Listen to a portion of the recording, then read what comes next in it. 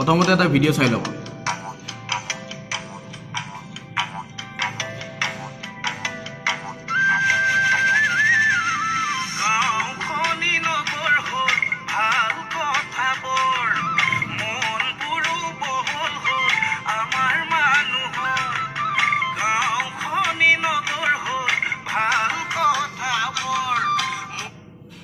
আপোনালোকে হয়তো গম পাইছে এখেত হৈছে আপোনালোকে সকলোৱে গমে পায়, সকলোৰে মনত দুখ লাগি আছে আচলতে।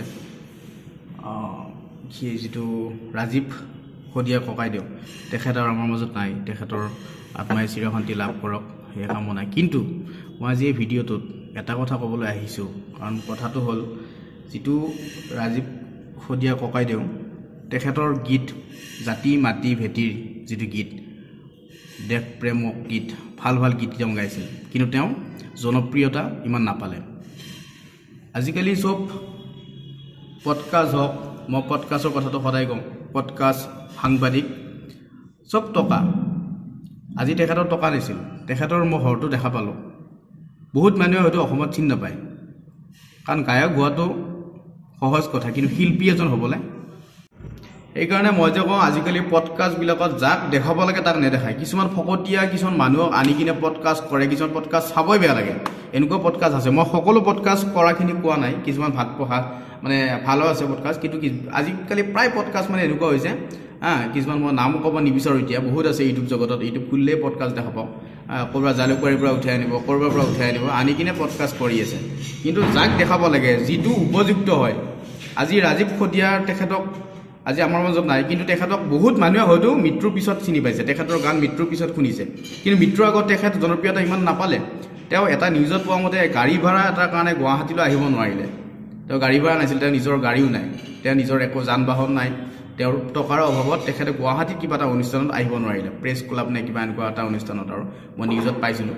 কিন্তু আজি সেই শিল্পীজনক ভাবক, একদম মাটিৰ লগত থকা মানুহ, এটা বাঁহৰ ঘৰ, তাতে তেখেতে ইমান দিন থাকিল।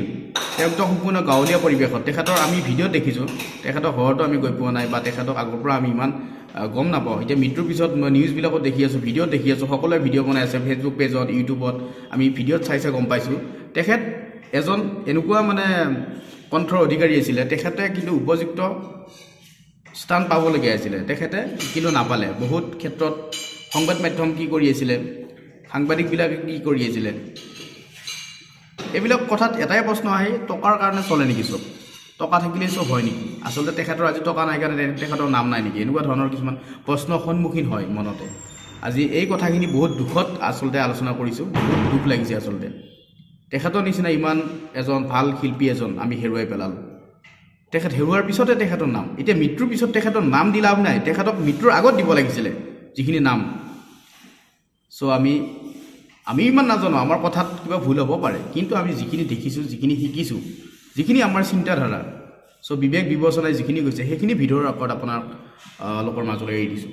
যদি ভিডিঅ'টো ভুল হৈছে কিবা, আপোনালোকে মাফ কৰিব, সেইটোৱে কথা। আৰু বহুত দুখ লাগিছে আচলতে। কালিৰ পৰা মই একো ভিডিঅ' এৰা নাই, ইউটিউবত হওক, ফেচবুক পেজত হওক, এনেকুৱা আৰু। কিন্তু আজি মই জাষ্ট মানে ভিডিঅ'টো মই নিউজ চাই মই লাষ্টত ভাবিলোঁ নাই, মোৰ এটা মতামত ভিডিঅ'ত দাঙি ধৰোঁ বুলি এটা ভিডিঅ' বনালোঁ। যদি ভিডিঅ'টো ভাল পায় লাইক কৰিব, অকণমান শ্বেয়াৰ কৰি দিব, কাৰণ এনেকুৱা ভিডিঅ' অকণমান শ্বেয়াৰ কৰিব লাগে যাতে বেলেগেও গম পায়। আজি বহুত দুখ লাগিছে আচলতে। তেখেতৰ মই গান মানে শুনি আছিলোঁ মোবাইলত, তেখেতৰ গীত মই চাই আছিলোঁ, তেখেতৰ নিউজবিলাক চাই আছিলোঁ। আচলতে চাই থাকি সপককৈ মনত পৰি মই ভাবিলোঁ এটা ভিডিঅ' বনাই দিওঁ। চ' ভিডিঅ'টো ইমানেই আছিলে। ভিডিঅ'টো যদি ভাল পালে আৰু লাইক কৰিব, আৰু পেজটো ফ'ল' কৰি দিব। এনেকুৱা ধৰণৰ ভিডিঅ' মই লৈ আহোঁ। যদি আপোনালোকে ভাল পাইছে, পেজটো ফ'ল' কৰিব, অকণমান ভিডিঅ'টো শ্বেয়াৰ কৰি দিব, আৰু তেখেতৰ ওপৰত এটা কমেণ্ট লিখক, তেখেতৰ আত্মাই যাতে চিৰশান্তি লাভ কৰে, এই কামনা কৰিলোঁ। আজিলৈ এৰিছোঁ, বাই বাই, জয় অসম।